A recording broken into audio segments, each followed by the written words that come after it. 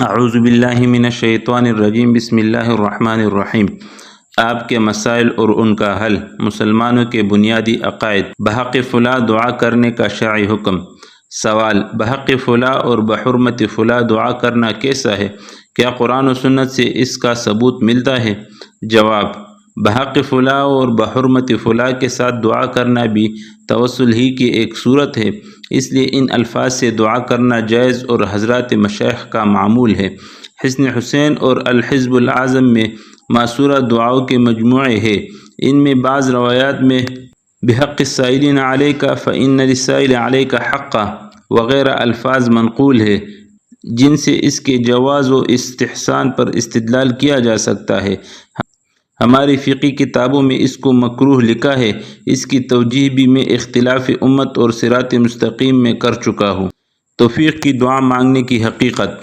سوال: توفیق کی تشریح فرما دیجئے۔ دعاؤں میں اکثر خدا سے دعا کی جاتی ہے کہ اے اللہ فلاں کام کرنے کی توفیق دے۔ مثال کے طور پر ایک شخص یہ دعا کرتا ہے کہ اے اللہ مجھے نماز پڑھنے کی توفیق دے، مگر وہ صرف دعا ہی پر اکتفا کرتا ہے اور دوسروں سے یہ کہتا ہے کہ جب توفیق ہوگی تب سے میں نماز شروع کروں گا۔ اس سلسلے میں وضاحت فرما دیجئے تاکہ ہمارے بھائیوں کی آنکھوں پر پڑا ہوا توفیق کا پردہ اتر جائے۔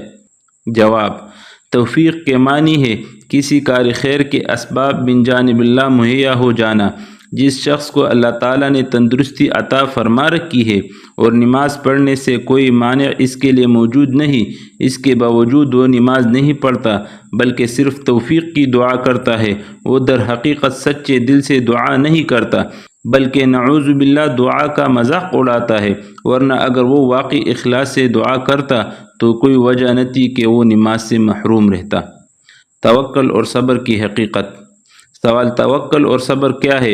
ان سوالات کے پوچھنے کی ضرورت اس لیے محسوس ہوئی کہ میں ایک یونیورسٹی جامعہ کراچی کا طالب علم ہوں۔ اللہ کے فضل و کرم سے میرے ہر امتحان میں اچھے نمبر آئے، لیکن اس دفعہ جب میں نے امتحان دینے کی تیاری کی تو ہر دفعہ کی طرح اس مرتبہ بھی بہت محنت کی۔ میری خواہش تھی کہ میں ڈاکٹر یا انجینئر بنوں، محض اس لیے کہ آج کل یہ دستور قائم ہو چکا اور یہ خیال لوگوں کے ذہن میں زہر کی طرح رچ بس گیا ہے کہ جو لڑکا دینداری کی طرف مائل ہوتا ہے اسے مولوی کے خطاب سے نوازا جاتا ہے اور یہ کہا جاتا ہے کہ یہ اب کچھ نہیں کر سکتا۔ لہٰذا میں اپنی انتہائی محنت کر کے یہ ثابت کرنا چاہتا تھا کہ لوگوں کو بتایا جا سکے کہ دینداری کبھی بھی پڑھائی میں دخل اندازی نہیں کرتی، بلکہ ایک لڑکا اگر چاہے تو وہ محنت کر کے دونوں میں سرخرو ہو سکتا ہے۔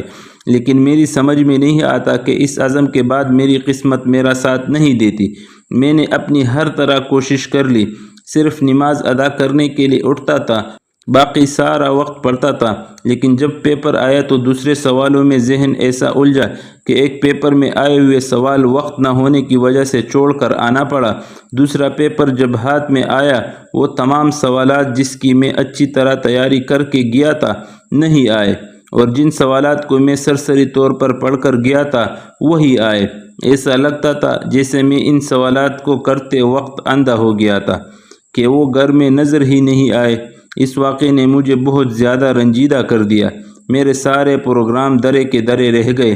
میں نے کتنی محنت کی تھی، صلاۃ الحاجات پڑھ کر جاتا، دعا بھی بہت کی تھی، مگر زندگی بھر میں میرا کبھی ایسا امتحان نہیں ہوا جیسا اس دفعہ ہوا، اور یہ امتحان میرے لیے بہت اہم تھا۔ جواب: ہر کام میں اعتدال ہونا چاہیے۔ پڑھائی میں اپنی ہمت کے مطابق محنت کرنی چاہیے، ہمت سے زیادہ نہیں۔ روزانہ کے کاموں کا نظام الاوقات بنایا جائے۔ توکل کے معنی اللہ تعالیٰ پر اعتماد کے ہیں، یعنی آدمی اپنی ہمت کے مطابق کام کر کے نتائج اللہ تعالیٰ کے سپرد کر دے اور پھر مالک کی طرف سے جو معاملہ ہو اس پر راضی رہے۔ اگر آدمی یہ چاہے کہ معاملات میری مرضی کے مطابق ظاہر ہو تو یہ توکل نہیں بلکہ انانیت ہے۔ اسباب کا اختیار کرنا توکل کے خلاف نہیں۔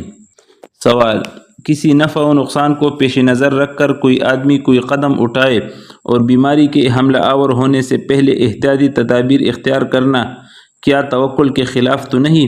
اور یہ کہ اللہ تعالیٰ پر بھروسہ کرنے کا صحیح مفہوم سمجھا دیجیے۔ جواب: توکل کے معنی اللہ تعالیٰ پر بھروسہ کرنے کے ہیں، اور بھروسے کا مطلب یہ ہے کہ کام اسباب سے بنتا ہوا نہ دیکھے، بلکہ یوں سمجھے کہ اسباب کے اندر مشیت الہی کی روح کاری فرما ہے، اس کے بغیر تمام اسباب بیکار ہے۔ عقل در اسباب می دارد نظر، عشق می گوید مسبب را نگر۔ مطلقاً ترک اسباب کا نام توکل نہیں، بلکہ اس بارے میں تفصیل ہے کہ جو اسباب ناجائز اور غیر مشروع ان کو تو کلاً علی اللہ بالکل ترک کر دے، خواہ فوراً یا تدریجاً۔ اور جو اسباب مشروع اور جائز ہے ان کی 3 قسمیں ہیں، اور ہر ایک کا حکم الگ ہے۔ نمبر 1، وہ اسباب جن پر مسبب کا مرتب ہونا قطعی و یقینی ہے، جیسے کانا کانا ان اسباب کا اختیار کرنا فرض ہے اور ان کا ترک کرنا حرام ہے۔ نمبر 2، ضمنی اسباب جیسے بیماریوں کی دوا دارو، اس کا حکم یہ ہے کہ ہم ایسے کمزوروں کو ان اسباب کا ترک کرنا بھی جائز نہیں، البتہ جو حضرات قوت ایمانی اور قوت توکل میں مضبوط ہو ان کے لیے اسباب ضمنیہ کا ترک کرنا جائز ہے۔ نمبر 3، تیسرے وہمی اور مشکوک اسباب، یعنی جن کے اختیار کرنے میں شک ہو کہ مفید ہوں گے یا نہیں، ان کا اختیار کرنا سب کے لیے خلاف توکل ہے، گو بعض صورتوں میں جائز ہے، جیسے جاڑ پونک وغیرہ۔ اسباب پر بھروسہ کرنے والوں کا شرعی حکم۔ سوال: رزق کے بارے میں یہ حد تک حکم ہے کہ جب تک یہ بندے کو مل نہیں جاتا وہ مر نہیں سکتا، کیونکہ خدا نے اس کا مقدر کر دیا ہے۔ خدا کی اتنی مہربانیوں کے باوجود جو لوگ انسانوں کے آگے ہاتھ باندھے کھڑے رہتے ہیں، ڈرتے رہتے ہیں کہ کہیں ملازمت سے نہ نکال دیے جائے، تو اس وقت ڈر خوف وغیرہ رکھنے والے کیا مسلمان ہیں جن کا ایمان خدا پر کم اور انسانوں پر زیادہ؟ کہ یہ خوش ہے تو سب ٹھیک ہے، ورنہ زندگی اجیرن ہے۔ جواب: ایسے لوگوں کے اسباب پر نظر ہوتی ہے اور اسباب کا اختیار کرنا ایمان کے منافی نہیں، بشرطے کہ اسباب کے اختیار کرنے میں اللہ تعالیٰ کے کسی حکم کی خلاف ورزی نہ کی جائے۔